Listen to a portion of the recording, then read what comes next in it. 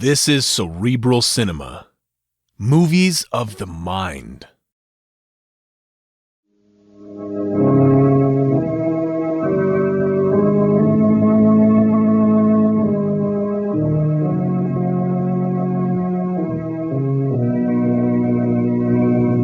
Who knows what evil lurks in the hearts of men? The shadow knows.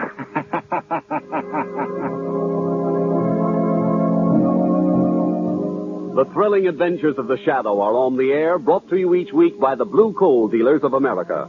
These dramatizations are designed to demonstrate forcibly to old and young alike that crime does not pay.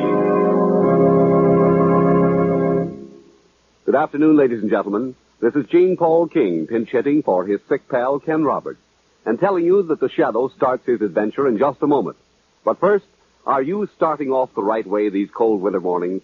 Does your furnace send up quick heat the moment you open the draft? It will if you burn blue coal.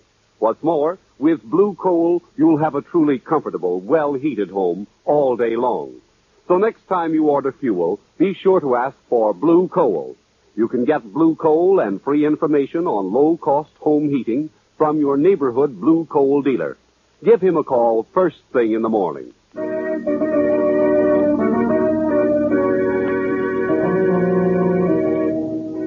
The Shadow, mysterious character who aids the forces of law and order, is in reality Lamont Cranston, wealthy young man about town. As the Shadow, Cranston is gifted with hypnotic power to cloud men's minds so that they cannot see him. Cranston's friend and companion, the lovely Margot Lane, is the only person who knows to whom the voice of the invisible Shadow belongs. Today's story, Nightmare at Gaelsberry.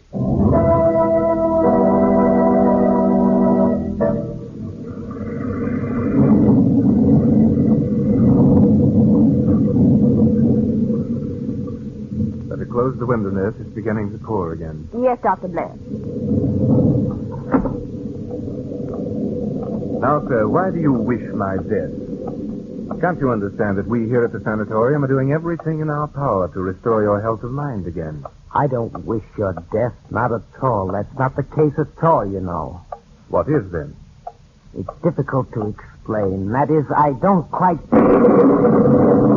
Ah, there. There, we saw the lightning then, hmm? Now we know that thunder is coming. There, you see. We didn't wish it, but we knew it must come. Just so do I know that death is coming for you, Dr. Blair. There are more things in heaven and earth than you dream of, Doctor. What's led you to think of my death? I've been told about it. Told? Who's told you? There are more things in heaven and earth than you Who dream. has told you? A greater intellect than either you or I speaks to me, Dr. Blair. All the many things I know, he tells me. He who no one believes, just as no one believes. Cagliostro again. Yes, the immortal Cagliostro. Count Cagliostro died in the Bastille in the 18th century. He died. He's dead. Can't I appeal to your reason to give up this ridiculous obsession? After all, you were a man of science. Well, I am a man of science, I am. My grasp of science is the greatest in the world, sir. He teaches me. He guides my hands. Yes. Your brain, your puny brain, is too dull, too blurred, too limited to comprehend the vastness of my knowledge. That will do. The interview is over. Such a scientific nonentity as you, Dr. Blair. Will you have McPherson return the patient to his room, nurse? Yes, Doctor. Return to my room, hmm? Such a feeble-minded dabbler is not fit to be apprenticed to a man of my stature. Hey, Dr. Blair? Yes, McPherson. Take him away. Come along now, sir. Very well. I'll go. I'm your patient and your prisoner. But believe me, there are more things in heaven and earth than you dream of, Doctor. Well, best I could do. Strange. Strange? What? How he keeps repeating that. More things in heaven and earth than you dream of. Well, he was one of our foremost scientists once, you know. Experimented with insulin in mental cases long before the rest of us dreamed of the possibility. Successfully? No, his most important experiment failed. An experiment on which he had based all his hopes. I see. Contrary to all his theories, a patient, a young girl, I believe, died after treatment. It was too much for him. His nerves went, and after that, he lost all confidence in himself. It was then, as a kind of compensation, that he developed the idea that the ghost of Cogliostro watches over him. You take quite an interest in this case, don't you? I suppose I do. I've been working desperately hard to cure him. You work too hard, Doctor, much too hard. I don't believe you've had a free moment in weeks. Oh, really, Dr. Blair, you should relax, you know. Well, nurse, Friday night I am having friends down for the weekend. You've heard me speak of them, I think. Lamont Cranston, Margot Lane. Oh, yeah. And I mean to let everything slide and do nothing but enjoy myself until Monday morning. Good. Maybe Monday noon. Even better. It's a risky business for a man in your line. What is it? You notice how the lights are dimming? Yeah, the storm. I hope it doesn't upset the power plant at Gaelsberry. You're going fast. I guess I'd better get some candles. Say, Yes? what was that? What? Didn't you hear anything? No.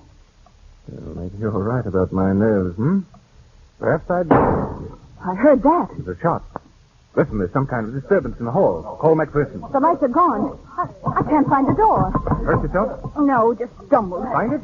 Yes, but it won't open. What do you mean? It's locked. Locked? From the outside. Impossible. Let me try it. Here, I don't see how... Oh, it is. Macpherson! Macpherson! Where are you, Macpherson? Macpherson! Macpherson, can you hear me? Open the door!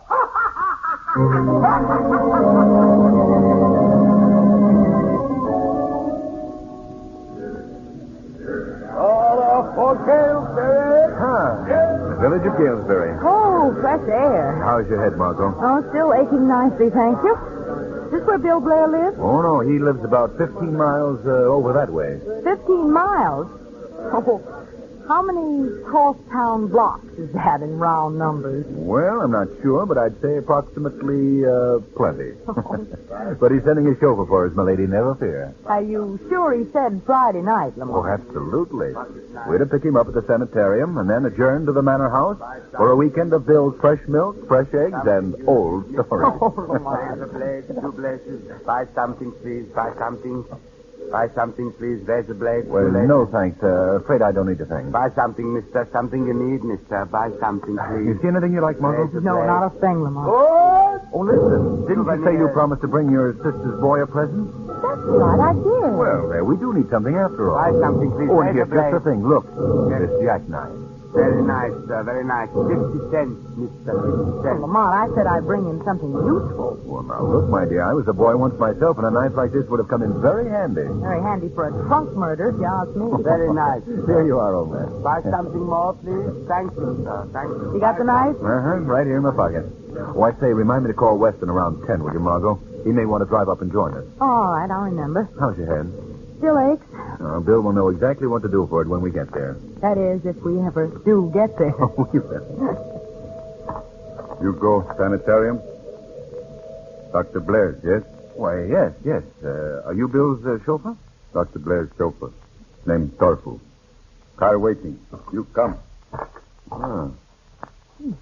Quite a chauffeur Bill's got.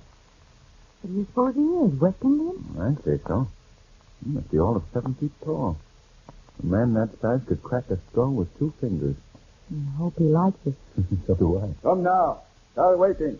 But I don't particularly think he does. Coming.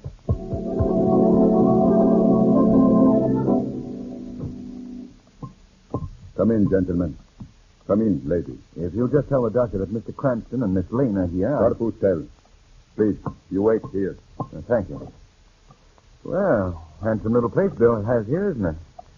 It's handsome, but I could easily develop an attack of the creeps just the same. I'll be glad when Bill plays. What's that? Knocking. Oh, the door over there. Somebody in the other room wants to get in. I'll see. Yes? What is it? Will you open the door, please? I'm locked in by mistake. Oh, just a second.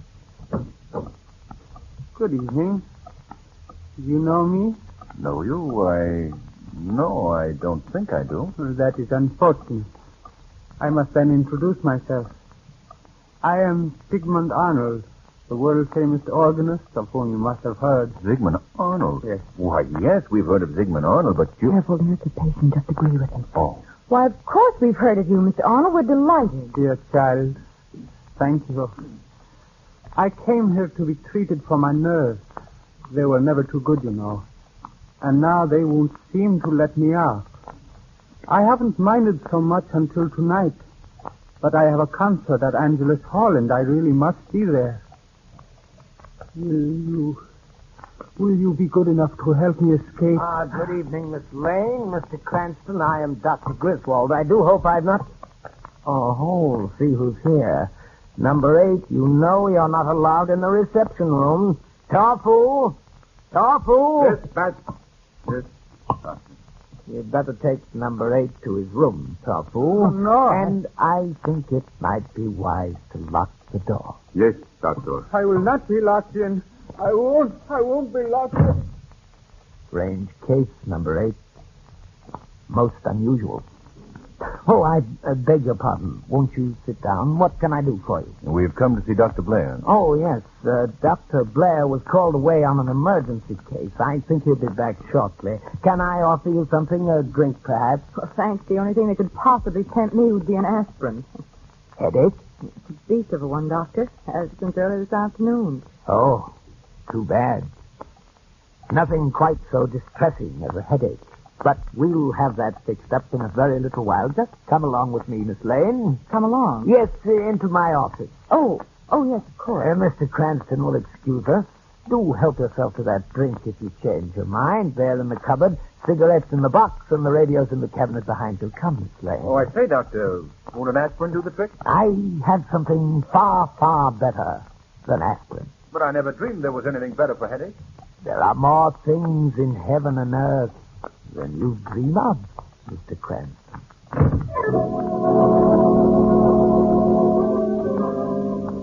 Did you ring for me, Mr. Weston? Oh, yes, Sam. I dozed off. Has Lamont Cranston phoned? No, sir, he ain't. I thought maybe I'd missed it. I'm expecting him to... Oh, there it is. I'll get it, Sam. I'll get it. Hello? Hello? Oh, hello. Who? Oh, Bill Blair. Hello, Bill. Huh? Bill, I can't hear you. What is it? What's the matter? What? Gatehouse. What gatehouse? What? Tell Lamont what? He's with you, isn't he? Isn't he, Bill? Bill, what in the blazes is going on? Bill!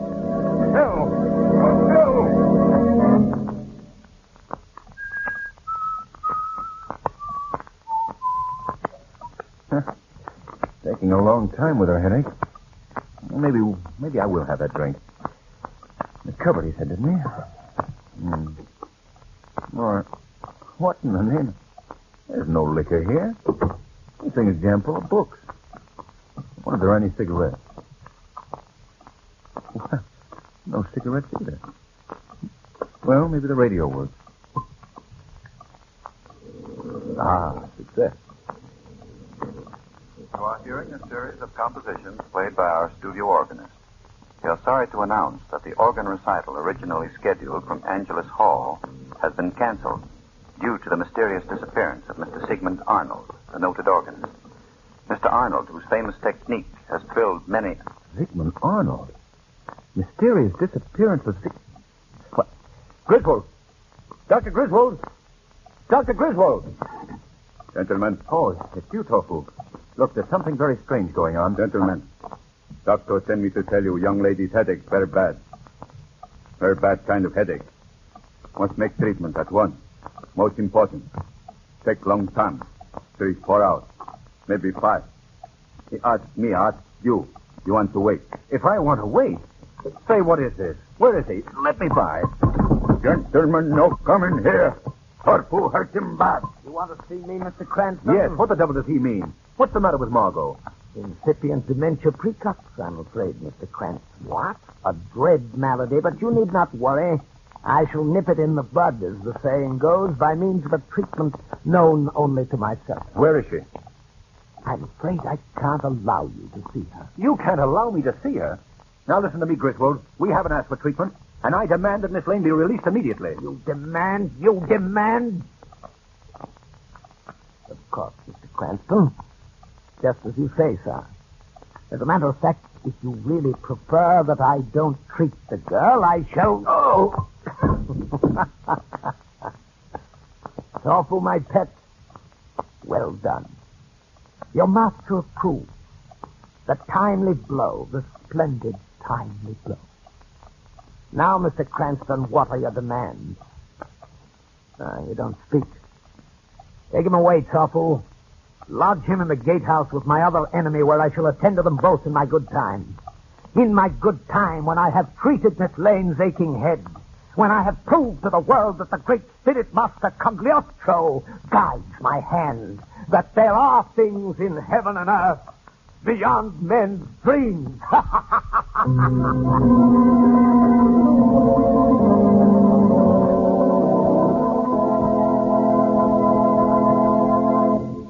Will Lamont be able to save Margot? We'll find out in just a moment. But right now, I want to say a few words about the product that makes this program possible.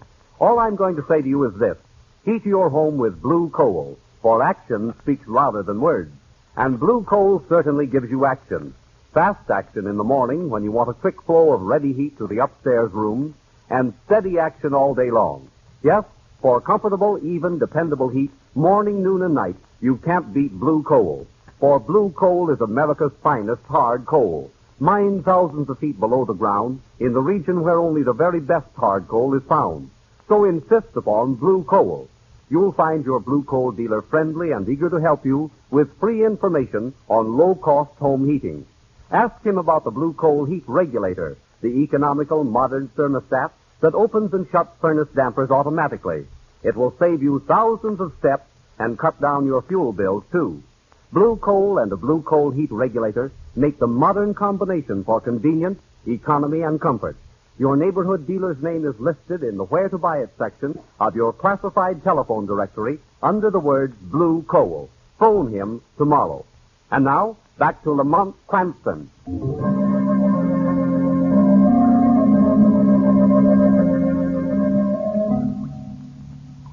No, not touch her. Release her immediately. Huh? Where in the... Oh, yes. I remember. Who's there? I can't see you. Who's there? Lamont. Bill. Bill, is it you? Yes. Where's Father? With Griswold. Griswold. Why, he's one of my patients. What? Yes, he's obsessed with the idea that Cagliostro is his guardian angel. This is just the opportunity he needs to use my insulin. Insulin? Yes, he's absolutely fascinated with it. Cause of his downfall. Bill, do you think he'll... I think he'll undoubtedly kill her if we don't stop him. There's no hope of Tofu being... He's another one of them. Griswold's absolute slave. Oh. 3 days ago, they attacked my male nurse, McPherson, and killed him with his own gun. When they broke in the door of my office, I tried to get out to an emergency passageway under the building. But Tofu caught me, took my keys. The next thing I knew, I was regaining consciousness here in the gatehouse with my leg broken. Bill, we've got to get out of here. Yes, try and do it. A few minutes ago, Tofu caught me putting in a call to Weston and ripped the telephone off the wall. Didn't you say something about an underground passageway? Yes, but that's out in the grounds. Can't do us much good. Got to get to Margot. Maybe we can work the bolt from the inside, Bill. It wouldn't help much if we could. The door opens out on the highway, out into the ground. Oh. Besides, Lamont, you'd have precious little time to work with Tofu coming to the door every few minutes to make sure his birds haven't flown. I tell you, I wouldn't come to grips with him armed with anything less than a revolver. But can't you handle him psychologically? That's quite a job, old man. His one weakness is a wild obsession with cutting instruments. Swords, razors, and all that sort of thing. As dangerous as dealing with the worst sort of trunk murderer. Yes, I see. What was that? I said trunk murderer. Trunk murderer? Come in handy for a trunk murder, if you ask me. Now, what are you talking about? Something Margaret said earlier this evening when the world still seemed sane. And if they didn't rifle my pockets up... No, here it is. Here, what is? Something with which to fascinate Tofu. A real shiny, sharp, long-bladed jackknife. Do you get the idea? Yes, I think I do. I think I do. Hey, there's a chance for that, Lamont. The one real chance we've got left. Now, let's see. He'll come back any moment now, and when he does, I'll... Listen. Here he comes. I'll occupy him with the knife while you sneak quietly away. And what about the wall? There's a low place in the wall about 90 feet below the gate. I think with luck you'll be able to get over it while I'm coping with Tofu as best as I can. You know what you want, Doc? What? The salt of the earth. You're here? Yes, Tofu, we're here. Good. No, go away. Come in, Tofu. I've got something to show you. No one to see. Oh, you'll want to see this. Strike a match, Lamont. There you are. Look, Tofu. Look. Look how it shines. Sharp, too, like a razor. Oh, knife. Yes, a knife.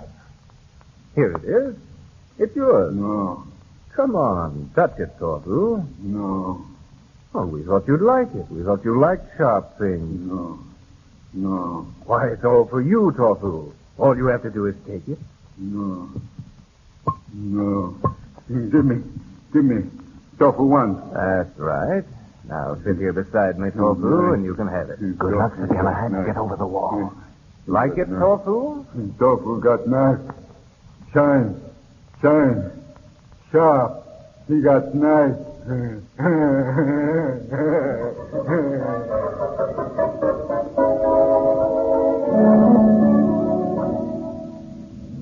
What a life for an officer of the law, riding around with you in the bathtub of a motorcycle. Hey, Finnegan, look, will you? What is it I see on top of the wall yonder? I don't know, but I see it myself. Why, it's the sanitarium figure, Finnegan. Well, maybe something's happening at last, O'Shea. Come on, me boyo. We'll give him a bit of a surprise.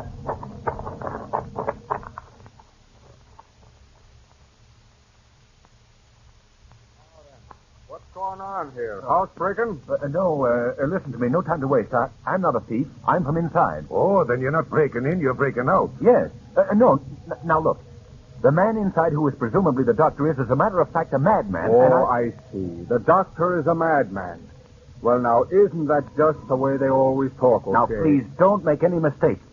My name is Lamont Cranston, and I'm Sure, you're a fine gentleman, and we're just going to take you back to the good doctor, where you'll be safe and comfortable. Oh, no, you don't. Grab his ankle, O'Shea. No, listen to me. I tell you, I'm Lamont Cranston. Oh, thank you, officers. You've done your duty in returning the patient, but I'm afraid I can no longer be responsible for him. 4 breaks in 1 month. I really must ask you to take him into custody and hold him until I can arrange a transfer. Well, I guess it's in the line of duty. Yeah, now, just a minute. Say, Doctor, Yes, my good man? this fella said his name was Lamont Cranston. Now, I've heard that name before somewhere, and I wondered if...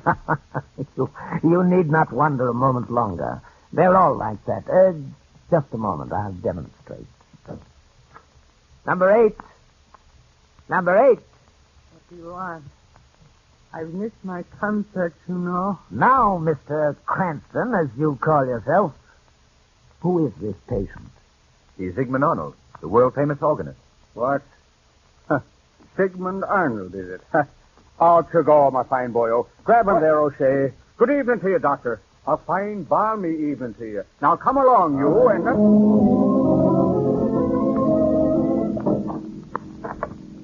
Now, take it easy, and nothing's going to happen to you. I only want to point out to you for the record, gentlemen, that Dr. Blair, the real owner of this establishment, is in that gatehouse over there at the mercy of a black monster 7 feet tall. Sure, I know. With green eyes, and snakes are coming out from the top of his head, eh? Now, come along now, and enough of your talk.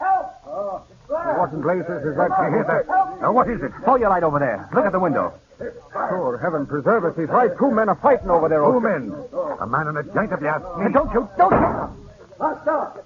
Oh, you should have held your fire, men. The big one has run out on the highway. Don't worry about him. The slave won't deserve the master. Well, one of us is lonely, Mr. Cranston, and I'm afraid it ain't you. I want to say right No now... time to talk now. You attend to Dr. Blair. I have an appointment, an urgent appointment, to keep with Griswold.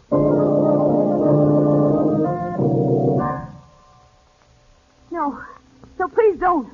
No, don't. The time has come, my bird. No, you can't. Now, with the aid of the master hand that guides me, I shall heal you. No, stop it. Oh, Cagliostro, remain with me. No. What?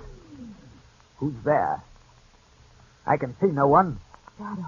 Of course you cannot see me. No one has seen me these 300 years and more. I am that master spirit of whom you prattle such vain nonsense. Cagliostro. I have come to tell you the truth, mortal. Cagliostro does not guide your hand. Never has he helped you, and never will he. It's not true. It's not true. No. Who would know better than I? I am that power in which you believe. I am the great spirit whom you thought watched over you. I know you not, mortal. No. Release this girl. You have no skill. You'll only blunder again. And I, who know all, tell you this. No. If that is true, then I am nothing. Nothing. You were something once and can be again. Go to the doctor who is watching over you. He can help you. Go to him. No. No, it's all over. I'm a failure. Where are you going? Through a passageway which leads under the building to death. If you attempt to escape, they will kill you. It doesn't matter. Come back. Come back, Griswold. It doesn't matter. Nothing matters. Nothing. Nothing.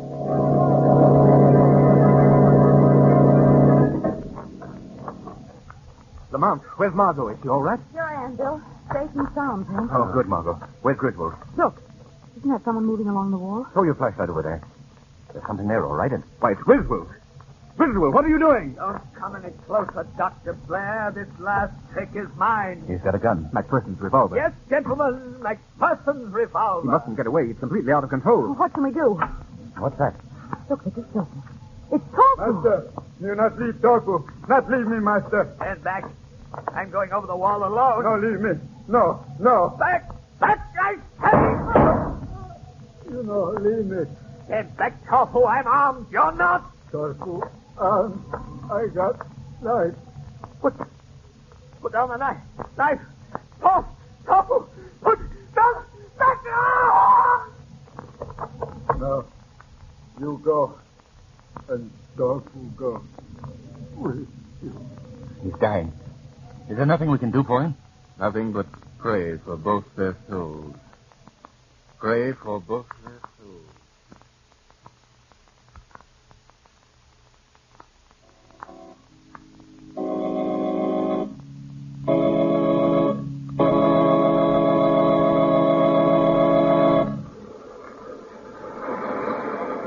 You have just heard Sigmund Arnold in the program scheduled for last evening. Mr. Arnold is now bowing and... Well, God's in his heaven again. Lovely weekend. Well, I'm afraid it wasn't very restful. My dear friend, I shall weekend hereafter in the pastoral calm of Broadway and 52nd Street. But I did get something out of it, you know. What was that? My headache. It's completely gone.